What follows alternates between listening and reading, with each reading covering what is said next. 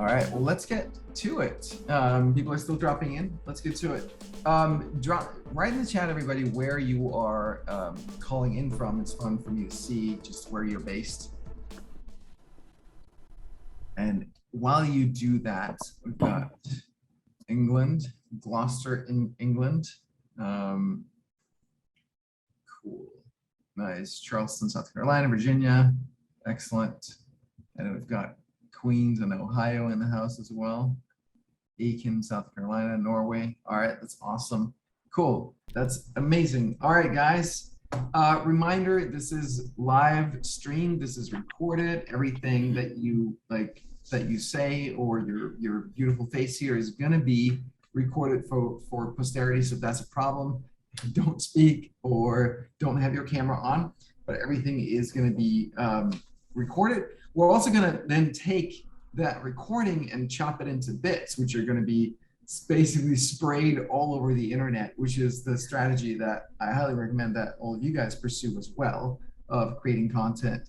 It's not the only way to create content for your social media, but it's a great way to do it because you get to hang out with amazing people like you guys and just create content that way. And I'm a huge fan in particular of the Q&A format because it guarantees that I'm actually putting out content that's relevant to you guys, right? So if I'm answering your question, it means that it's something that you want the answer to. And so I don't have to guess at what I need to create content around to make it relevant. You're telling me that. So that's another thing that you guys can steal. We are gonna run out of time to answer everyone's questions. So better get in that queue sooner rather than later. I actually had an experience a couple of years ago. I was at a conference where one of the speakers is very, very well known for always doing Q&A. And you had to get up and get in line for one of the microphones. But I kept sitting there because I was like, I don't know what my question is yet. And what I realized afterwards that I should have done is just get the fucking line. And then while I'm standing there in line, think about what my question is, right? Because I'll have time to figure that out. But if I don't get in line before I have my question ready, I will, I never got to ask my question. So lesson learned. You can always sit back down, right? You can always right, you can always sit that back down. Yeah, or just, there'll be questions. So anyway, so yeah, up front, before we get into the questions, into the Q&A, a couple of things that are top of mind for me. Number one is, this is a principle that we've started adopting on the team. We recognize that there are things that we were doing, and then we would have regular conversations about it, regular check-ins about it, and then it still didn't really end up being what I wanted the project to be. The outcome, the way we went about it, the results weren't what I wanted them to be. And what we recognized is that, and this is a concept that we use on the team now, is asking, is this a project that needs full Calvin or does it not? And the distinction here is not about me, right? It's not personal.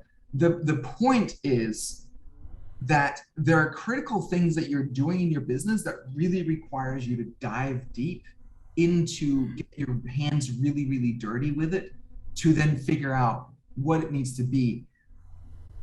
If you want to do the same as everybody else, that's cool. You can just kind of wing it or bumble or your way to it or do it the mediocre way. But if you want to be innovative, if you want to find something that's your way of doing things, if you want to be creative, if you want to be pioneering in how you go about doing things, then you want to go full you in figuring it out. That means research, study, brainstorm, think, sleep on it, talk to people, look at what other people are doing, get inspired, feel what feels right to me, right? What's important? What are we trying to achieve? It means really immersing yourself in the project.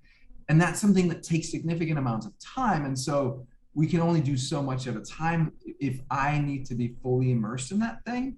And then there are other things that we're like, all right, doesn't really require full Calvin. The team can go on and do some things, or we've already done that work and now we're just kind of in maintenance mode. But the reason I'm saying this is because I think for a lot of you guys in your business, you have to think through like what are those core functions, those core processes in your business where you really need full you, like fully immersed, right? I hear one of the things I hear a lot from people is like, I want more leads, I want more prospects, I want more customers. Well, turns out your marketing, how you do marketing, how you communicate with your market, how you generate leads and prospects, how people hear about you, and how you then bring them into your universe, that is a full you kind of project. Right? That is one of those projects where you have to think really, really deeply about who am I, what comes naturally to me, what is my nature, my essence, how can I bring more of that out, what beliefs or emotional wounds or other things might I have that's preventing me from really being out there as full me, and then how can I create a marketing strategy around me, around the way that I am in my essence, in my DNA. And that to me is the big question when it comes to building a business. And you can kind of see how different people do it differently. Like one of my, a great example is Elon Musk. He's created an incredible business by, in a way that's very, very unique to him, very, very different from a Steve Jobs, from a Larry Page of Google, from so many other founders. Like he spent, or Jeff Bezos at Amazon. Amazon spends tons of money on paid advertising, for example, and Tesla does none of that. They've never run an ad for, as far as I know, whether online or offline. And so they do it differently, right? They do it by pouring everything into the product and making sure the product is something that is remarkable enough that people talk about it. But it's also his persona and the way that he shows up, and he gets tons of press for just being out there and smoking weed on Joe Rogan's podcast and all the kinds of crazy things that he does, right? So it's figuring out who are you in your essence, and how do we get that out into the market in a way that really is going to resonate with the market and be easy and natural for you. And that requires some deep thinking work, research. It also requires probably some inner work of limiting beliefs and emotional work. Checking in here in the comments, share with me in the comments like what resonates the most with you about what I just talked about. Let me hear from everybody in the comments.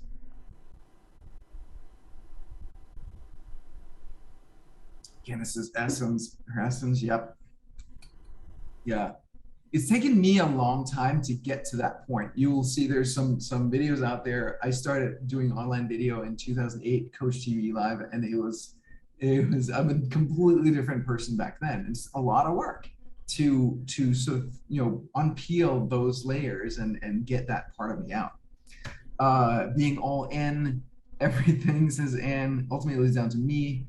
Not a corporate type of person. Yep, me neither. Doing it my way. Yeah, getting to its essence, its aligned, authentic, and doing the inner work to get to the root of resistance. Yes, presence in my essence, perfectly. I love that phrasing. Definitely feel different from others. Used to feel that was wrong, but you're helping me realize it's important to embrace that and go towards it. 100%, right? That's the whole point. We want to get what's unique about you out there. So that's how you stand out. That's the only thing that nobody else can copy. That's the only thing that will always be uniquely you. And I'm a fan of many things, one of them being gene keys, if you're familiar with that. It's like an evolution of human design. It's a system for understanding who we are. It's kind of astrology based. It's super interesting. Beth has typed in the chat how it's spelled. But I remember one of the things I read in one of his books is you are the product. Like whatever people are buying, you are the product, in the sense that it's your energy, it's how you show up, it's how you present yourself. That's what people resonate with and buy. Most products these days are commodities to a large extent. Like sure, a Tesla is quite different from other cars, but still it's a car that gets me from A to B, right? Like it's different, but it's not that different. And so really the thing that makes you stand out, especially for people like us, we're like small entrepreneurs, tiny compared to what really makes us stand out is who we are and how we show up. The communication. That's what brings people in. So that needs to be the focus. Yeah. Cool. I like it. There's another thing I wanted to share about, which is something that happened for me in the past week. I've been kind of riding high on excitement and passion and energy, and kind of got into riding a little bit too much on adrenaline. I had trouble falling asleep. I had trouble. Would wake up after 4 and 5 hours of sleep, which is a little on the low side for me. And I was feeling okay. I was feeling fine, but I recognized that it wasn't sustainable. And it's very important for me that like life has to be sustainable, right? We can go in bursts for a period, but over time, there's no like pot of gold at the end of the rainbow. And then we've made, a million, we can retire on a beach and all this. This doesn't work that way. It has to be enjoyable day to day right now. And it was enjoyable, but it wasn't sustainable. And so I went to get acupuncture. I do that once a week, and it really kind of helped me reset my energy. But what it also did was the pendulum swung in the other way, and I got into feelings of sadness, like a hint of sort of depression, and like feeling tired and kind of wanting to like close in and isolate myself a little bit. So, and these are things I remember from my childhood. These are kind of old patterns that just came up again and made me want to do less, TikToks or videos or kind of showing up in public or even being at meetings. And I made myself do it anyway. Just like the way I approach this is have compassion for that inner child that feels that way, and then take him by the hand, and then we go do this thing anyway. And it turned out well. But I wanted to mention it just because I'm thinking that for some of you guys, you might have similar feelings. Like for me, it's very much about like that sadness is like somewhere inside of me, and it's not that dramatic, but it's there. And then I start to feel ashamed of it. Like, oh my God, like other people can sense that I'm not feeling so good and feeling a little insecure, and then like I'm feeling wrong about feeling this way, and like, oh, I don't want to meet people. I don't want to look them in the eye because they can probably see it's like painted all over my face, and now they're going to feel really awkward and weird and think that I'm like, I don't know, weird or wrong or something, right? And all that stuff is kind of going on inside of me, and it's thanks, Kimberly. I see what you're saying. I see it on your face too. Yeah, I just want to say like this is natural. This is normal, right? This is called being a human being. We all have that stuff going on, and we don't want to let that run our lives, but we also don't want to just like run over it. So just acknowledging it, and I've shared it with Beth a couple of days ago, and she was like, hey, it's so grateful you're sharing this, because like I noticed a shift in energy and I wasn't sure what it was, and we could just talk about it. And for me, just sharing it with some close people really helped, kind of just be okay with it. And the beautiful thing is like once you're okay with those things, they tend to just like go away by themselves, right? It's really the resistance towards those feelings that keep them stuck in place. So yeah, wanted to share that with you guys in case it resonates, it's helpful. If there's only one person on this call that resonates with it, like Kimberly, then it's worth sharing it. But it sounds like we got so many more. Not just Kimberly. Yeah. Yeah. You guys, it's okay, right? It's okay. It's natural. It's normal. This kind of stuff is uncomfortable sometimes, and can be super vulnerable. Like the whole process of putting yourself out there. I know that a lot of people feel very, very vulnerable about that, and it's okay. I also wanted to just model and say, hey, you can actually go out in public and be vulnerable, right? And share how you're actually feeling, what's going on, and it's okay. Because all it's going to do is it's going to make everybody else recognize, oh my God, I feel that way too. And it takes this thing out of it.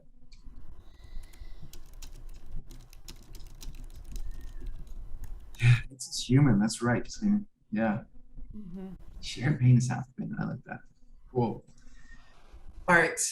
final thing I had on my mind here, top of the show today, is we made an offer for a high ticket offer that we're working on this weekend. So this weekend, I went upstate to an Airbnb with a couple good friends that I've known for a while, and like on the way up there, we were talking to one of them, and he'd done like some $300 courses in the ebook, and it was going and a printed book, and it was going super well. And we were like, dude, you need something, you need a high ticket offer, right? I'd say that to any of you guys if you're doing stuff in like the few hundreds of dollars range, and that's where it caps out.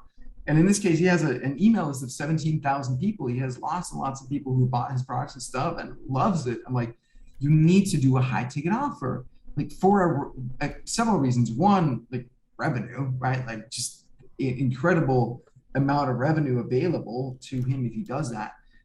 Second, impact. That when he does a high ticket offer, high ticket meaning a higher price point, right, in the thousands typically, means that you can give more of yourself to that group of people who step up. Those people are the people who are willing to, who want more. They're hungry for more. They're willing to learn. They're coachable, right? They're great people to work with. And having that value ladder where then you end up you have a higher end product. It brings you closer to your customers, so you learn a ton from it. And you can create content that you can share on social media from it too, which is also awesome. And it's allows you to now go out and spend more money to acquire a customer, because each person who comes in to your orbit is going to be worth more on average. And so that allows you, when you're, whether you're running ads or paying affiliates or however you're doing it, you have more money to work with to acquire customers. So it allows your business to grow that way. So we had that conversation with with Kenneth, and then Sammy told us that he was kind of tired of his business and he really wanted to do sales. And then we started talking about my business, and I'm like, yeah, we don't really have a high ticket offer either. And they're like, dude, what are you doing? So and it's something that we've been wanting to do for a long, long time. We've talked about it many times. I actually hired a team about a year ago to start building it out for us.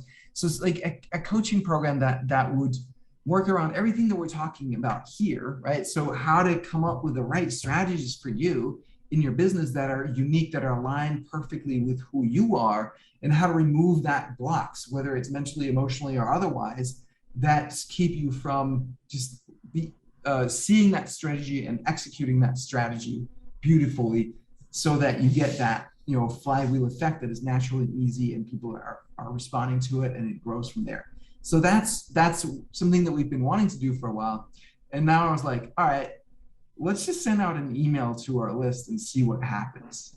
And I will tell you guys, the last time a year ago, we sent out an email about the same thing, and we got 34 people that raised their hand and say they were interested. And that was the highest number of responses that we've ever gotten to an email that we've sent out until this Saturday. So this Saturday, we sent out a simple 2-line emails. You've probably seen it, right? Like, hey, if we had this program, we're interested in working with you guys, would you be interested?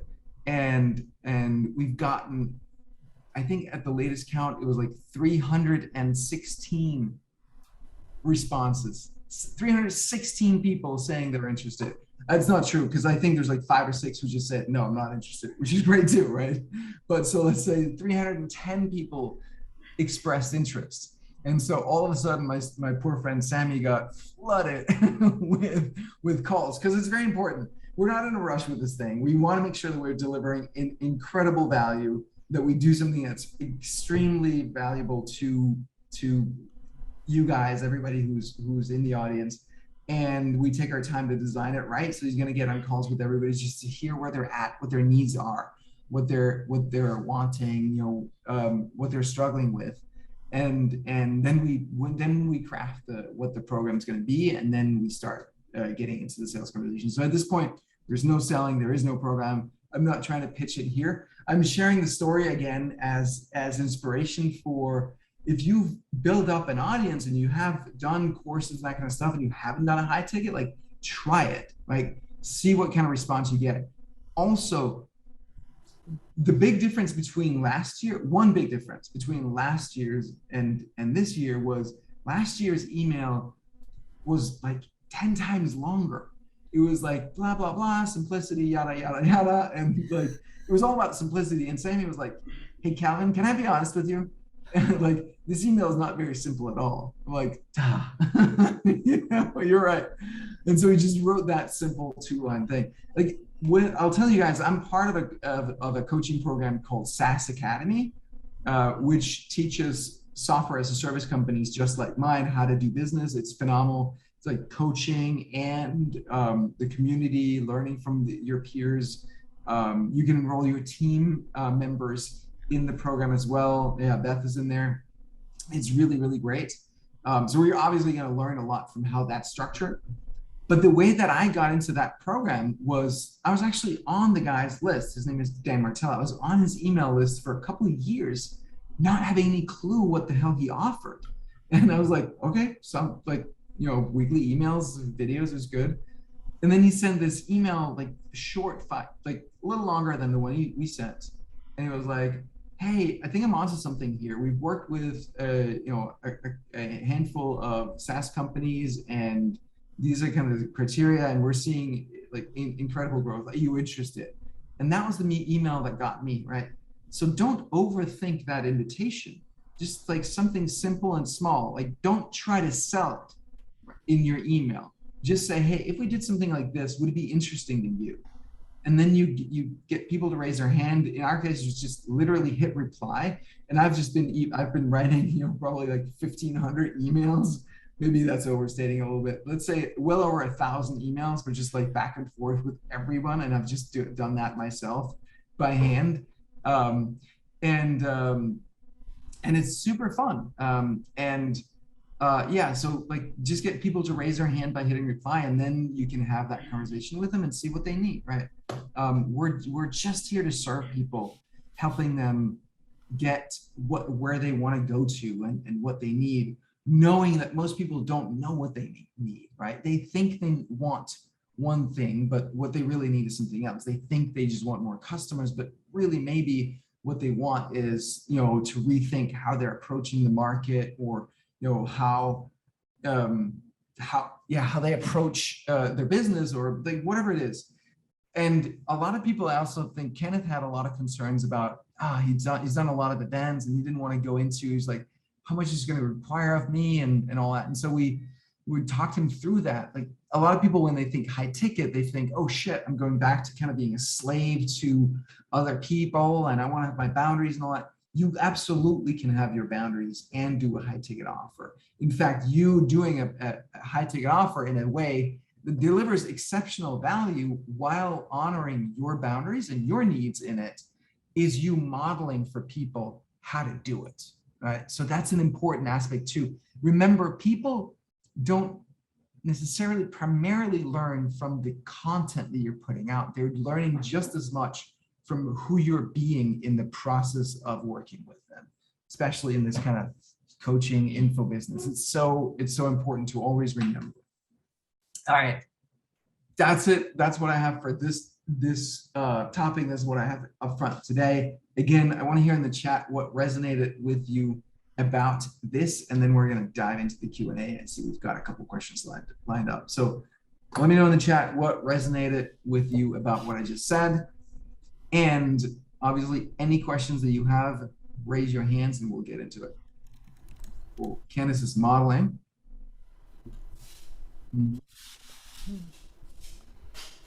Keeping the emails and model offers simple. Yep.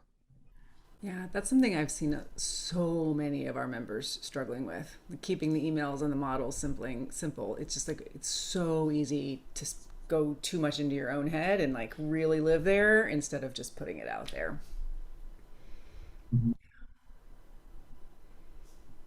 Yeah, people's attention spans are short, right? So like for me, I get a long email. I'm like, that looks really interesting. I'm gonna get to that one day, and I never do. And I think pretty much everyone else is the same. So Yeah. super clear, like, what is the message? Get it there, get it out. Yeah, yeah. They learn just as much from who we're being. Get annoyed with long emails, just delete them. Yep. Being willing to try and find what works, modeling beingness. I think the other thing here about this is just like, yeah, just effing do it, right? Like we're literally like on a boys' weekend, and we're like, all right, what's the worst that can happen, right? You can always back out and say, hey, not this time, we're not ready, but like, really interesting and good conversation. Like already some of the conversations Sammy have had with people, just that initial 5 minutes, which usually ends up going a little longer, but have been life-changing for some of the people who were there. We've had people who just have felt heard and recognized, people who broke down crying in a positive way, and like just, and it, like what we're here to do is just have as much of a positive impact as we can on people's lives, and then that's it. And I'll continue to, I won't, like, if like I'll continue to do this show and give everything I've got, right? I'm not holding anything back because I'm like, oh, that's only for the people in the coaching program. That's not how we work. It's more, if you get in the coaching program, there's just going to be more, there's going to be more chance to do direct interaction. There's going to be other aspects, but I'm going to continue to give everything and all of my best stuff here and everywhere else in public. It's not, I don't believe in holding stuff back. I don't think that's how it's done. All right, cool. Love the comments here. Who I'm being is more important. Yes. Yeah, often when people share what was most meaningful to them, it will be what you thought was a throwaway comment. Exactly, it happens all the time, right? Attention spans more shorter. Katrina says it's awesome. I want to create stuff with children offer. Thank you. Time span for your first mention of group work to a year later, making another offer and getting significant result. Yeah, more trust building interim. I think so, absolutely. I think there's definitely more trust being built. I also think I've been showing up much more, actively here in our Facebook group, in the community, everywhere in the past, especially in the past couple of months. So lots of things are aligning for sure. All right. Knut, you took your hand down. Did you get your question answered or just change your mind on that? If you ask me, I took it down because nothing happened.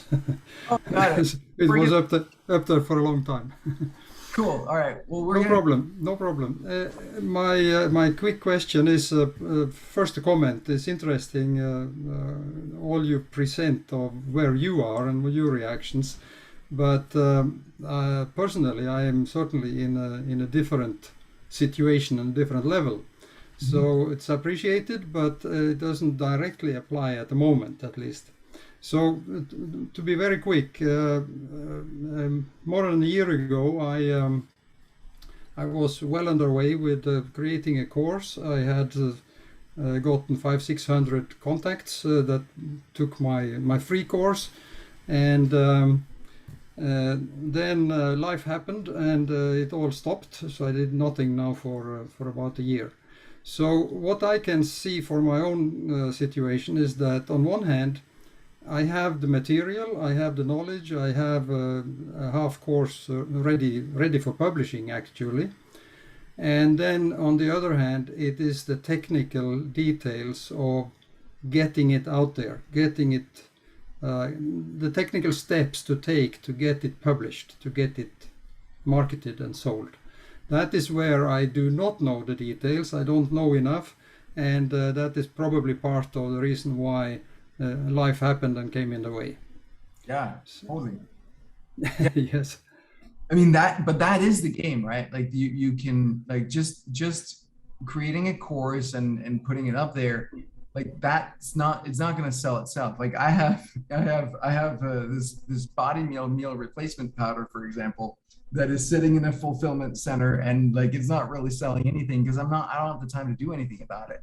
And that's the tricky part. And like there's essentially three ways that you can go about it, right? You need traffic is kind of the industry term for this, right? You need people to come visit your sales page if assuming you have one. Yeah. And that traffic can come from from organic, so that can be social media or search. It can come from paid, so that would be running ads on Google or Facebook or TikTok or any of those, or it can come from partner traffic. So, I mean, those are the three sources, and none of them are like, all of them require ingenuity and work to get right. Now, though, if you say you already have 600 people on your email list, have you sold to them? No, that's where it stopped. I never got that far, that I took the last steps to actually go out and offer the course itself. Of course, in the introductory free course, those are the ones, the 500-600 I do have. But of course, some of them have fallen by the wayside now because I've not done anything.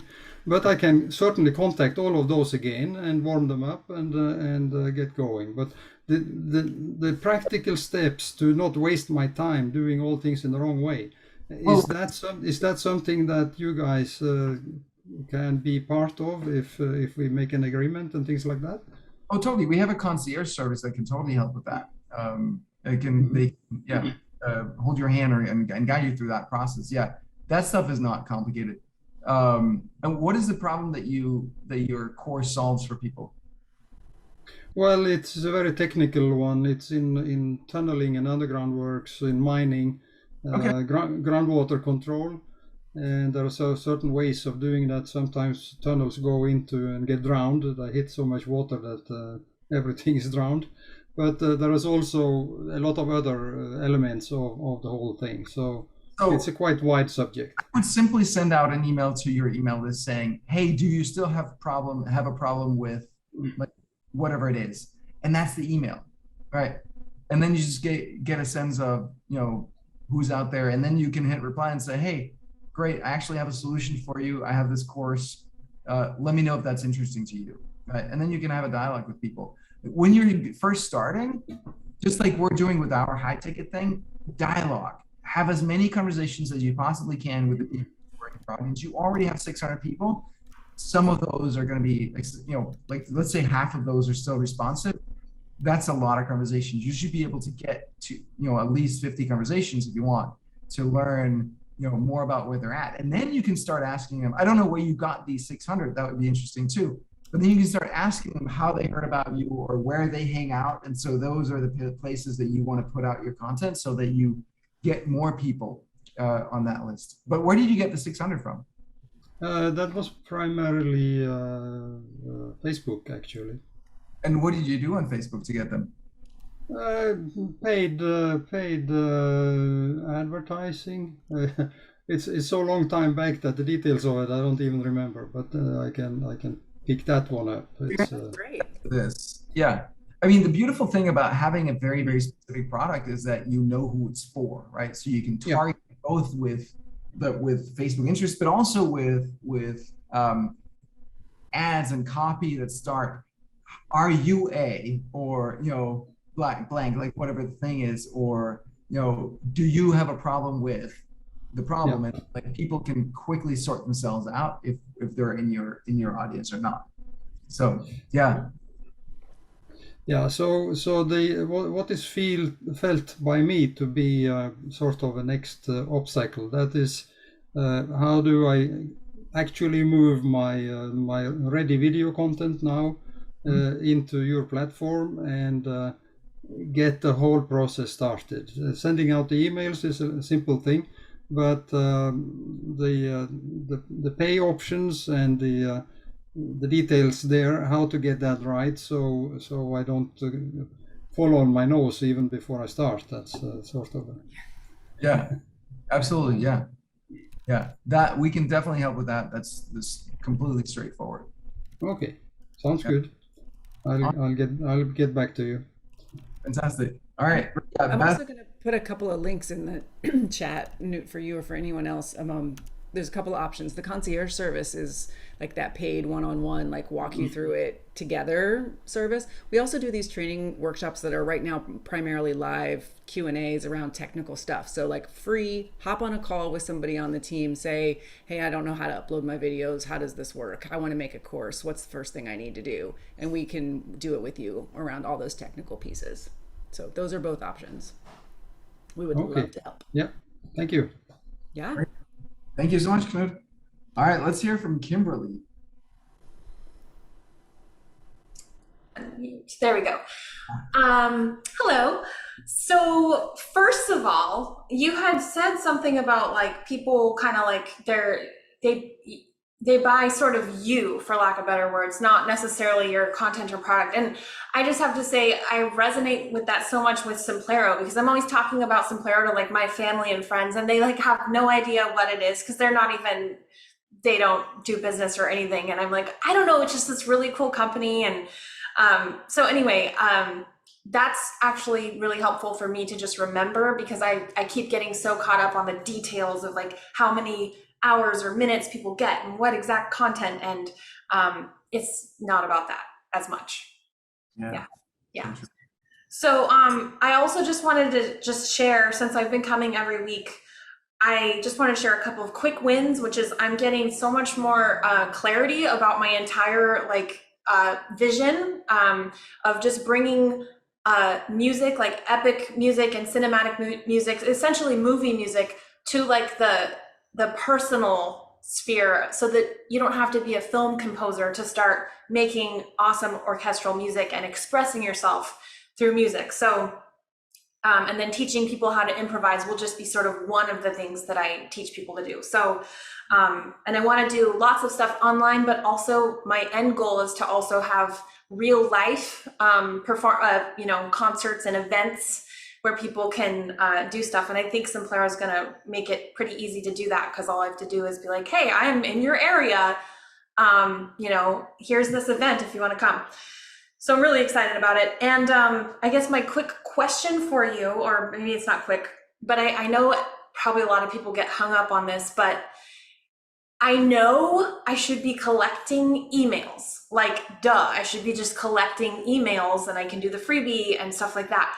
But I have this block that once I start collecting the emails, then I'm gonna be on this like time pressure clock, and I need to be like sending people stuff all the time. So can you help me adjust that? Because I would love to undo that block and like start getting emails, so that when I'm ready to launch, I have contacts that are interested. Sure. Yeah. Like don't worry about it. Does that do it? Like, yeah, I think that, like, okay, so should I get people's emails and then just try to send them like one little email a week, or is that too much pressure on myself?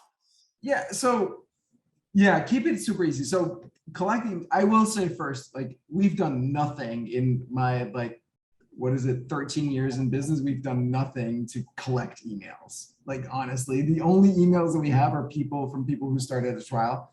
I want to get started doing that, but we've just never gotten around to it. So we might do that soon. Who knows? But again, we've gotten to this point with no marketing team. So, right. Whatever. So, but it's helpful. I mean, we do have a mechanism that generates, leads and just through word of mouth. So that helps. But anyway, I would just send an email immediately, like an auto reply when they subscribe, that asks a question like, hey, what are you struggling with right now? Or what piqued your interest about this? What made you sign up? Get some info on them and start having that conversation. Because now when you do that and you have a little back and forth, now you've actually built context with that person. And so they're not just a faceless person on an email list, but there's going to be a little bit of a relationship there. And that's going to carry a lot. I'm not a fan of I have to have a schedule and I need to write stuff, even if I have nothing to say. I do see the value in consistency, but as long as it's just you and you don't have a system around it, so here's the thing. Once you've built up your processes so that you have for us, this is a pillar show that is going to generate content every single week, right? And so now we can build out the processes around that and the team around that takes that content and produces video clips and emails and other content from it, and we know that it's going to be relevant and good. But if it's just you and you don't have that, I wouldn't set yourself up to like, oh damn, I have to write something, and then right. Because then it starts to feel like really unauthentic and like, I don't know, just bad. Just be really cool. Like, hey, I'm in the early stages, I'm building this up. What are you struggling with right now? Like what pique your interest, something, and then have that dialogue, and then just write every 2 weeks, once a month, just like, hey, here's what's up, here's the latest, here's what's on my mind. Like, you know, are you still interested in this thing? Like, you know, just follow up with people in that way. Keep it light, keep it short, keep it, you know, personal, relevant to you. That's what I would do. Okay, that's awesome. And a quick thing I'm gonna throw out in case you or anyone else has an idea is I've been making TikToks lately, and which is something I just started recently, and I never had the guts to do it. But I'm finding apparently if you post something on TikTok and then you reshare that to Facebook or Instagram, apparently the algorithms will not support that very much. So if anyone has any ideas of a way to edit your videos that kind of looks really cool, like a TikTok video, but then you can just disperse it out to TikTok, Instagram, and Facebook, let me know in the comments if anyone has an idea for that. I mean, there are ways to do that. So we have the same issue. So we're using like, you know, we take the clip and then we edit it using a like Premiere, or you can use ScreenFlow. You can use a bunch of different video editing, Final Cut, if you want to go that route. But really, I think what makes more sense for you is go on Fiverr and find someone who does that and have them do the editing for you. I think we just started doing that. I think it's like $30 per 60-second video. So it's not free, but not a ton of money either, right? That's just the cost, it seems like. You get it a little cheaper, but you want something to be good. And then apparently someone's saying you can make reels in Canva, which I had no idea. Cool, that's great too. Yeah. But so we're paying someone to do that, and then they do the editing and we post, and then you can do. I feel like for me, I don't think that would work because I actually enjoy the creative process. I kind of like use the editing itself to sort of show people who I am. I've made it kind of funny and stuff. So, but that's something to think about. Fiverr, I always forget about that. Yeah, it might work the other way around. So it's because TikTok adds their little watermark to all the videos. Yeah, it's the watermark. Yeah. The super baller will do that. But they, who else does could you do it the other way around where you edit? Does Instagram Reels, do they have a similar editor? What is the other tool that Right, that's a good idea because they don't have the watermark. Yeah. Yeah, and I think also just the moral is just try different things, because I get so afraid, you know, like the guy who was speaking before me, which I cannot pronounce your name, but of doing it the wrong way. But it's like, just freaking do it, you know, just do something. Because whenever I do something, I learn. I can't sit there and figure it all out and then do it the perfect way. It just doesn't work that way. No, and it doesn't work that way for anybody, right? The only way that you find out is by doing it. Like, insight comes from action. It doesn't come from sitting and meditating. Right. That can be the spark, but then it's in the doing of it. That's back to the first thing I talked about with like going full Calvin on stuff. Like, I have to be in it with my hands and doing it myself and like noodling with the words and the editing or the code or whatever it is, to really find out what I want it to be and for my creativity to fully flow through the work. It's just how creativity works. You have to be in it. And I think there's a lot of people who, and I've been guilty of that, where I'm like, well, can I just find someone? Can I just hire someone to do the marketing for me? Can I just partner with someone who can do? It doesn't work that way. It has to be your energy. And then once you figure it out, then you can delegate it to someone. But I really believe, especially for small business like ours, I think I think it's a true fact that there's literally no job at this company. There's nothing that anybody does in my company, and we're about 30 people now, that I couldn't do myself if I had to. I might not do it as well as them. I might not do it as fast, but there's literally nothing that I can't do. And I think that's a really good, powerful position to be in, because it helps me evaluate the people that I hire and what it is that we do, and really know what the hell we're doing here.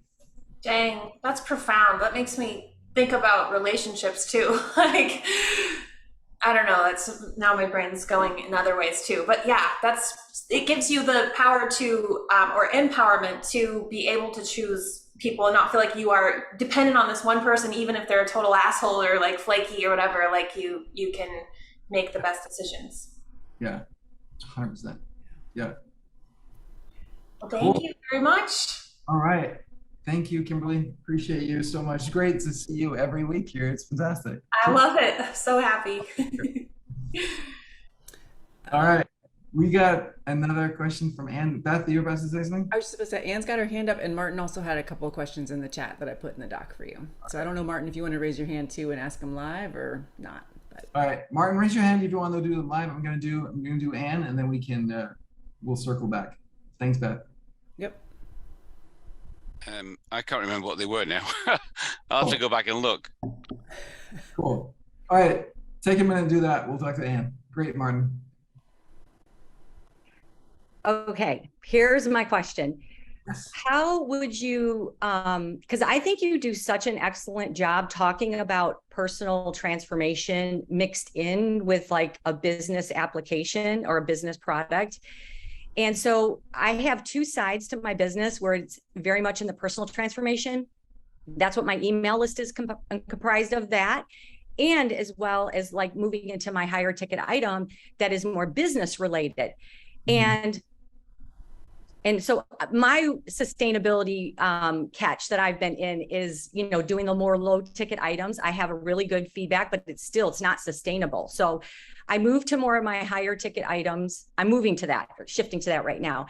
And I'm just trying to reconcile these. I'm very multi-passionate. I have a lot of multi-interests, which I love that about you, Kelvin. It's made me like double down on Simplero more, just seeing your facets come through in Simplero and how you are as a CEO. So I'm just trying to get like, how do I simplify the fact that I am a multi-passionate? I do offer products that are in the suite of both, and streamline my presence in the way I should build like back-end funnels or whatever. I don't know. And even my social media stuff, and not get boxed into some area. So yeah. Well, I don't see a conflict at all. So the way I think of it is, when it comes to what you put out as part of your personal brand, it's you want to do everything that you care about, all of your passions, all of your interests. I want to bring music a lot more into what I do. I love food, I love health, and all of those things. I think talk about all of it when it comes to your personal brand. And then when it comes to making offers, like Simplero is a very specific offer, right? Like right. We're not all the other, all the other aspects kind of come in there, like sneak in sideways, right? Or most of it, where it's relevant, but the offer itself is very clear. So I think that's how you do it. Each offer needs to be specific audience, specific problem that it solves. And then when it comes to your marketing, personal brand, you talk about all the things that you care about. Yeah, but there's like this thing that you're still bringing back people to one offer. Like everything you do is touching back to that. And this is kind of what they say. It should be, the power of one kind of idea. And because I don't have that, I don't know if it's like diluting me. No, but I don't have one offer. I have Simplero, I have Body Meal, I have, Popeye the workouts. I have, we're doing a coaching program now, which doesn't need to be limited to just Simplero people, right? So there's multiple offers, but each offer on their own is very distinct. Mm-hmm. There. So, but your focus is usually centered around one, or? It is for now, because that's what needs my attention, but it might not be forever. Okay. Yeah. Yeah. And it has stuck with me, as you have been saying, through just being on these different live things that you've done, about the power of doing a high ticket item, because that's the only way you can scale quickly to some sort of sustainable level to then. So that's always stuck with me. So, Yeah. so that's what I'm working on shifting. Starting with the high ticket offer, because that's where you get the most intimate, you deliver the most value, you make the most money, right? And then you courses and products and that kind of stuff after. Now you've got some case studies and some experience and some revenue, some money in the bank, right? It's just more fun that way. So yeah, that's a good point.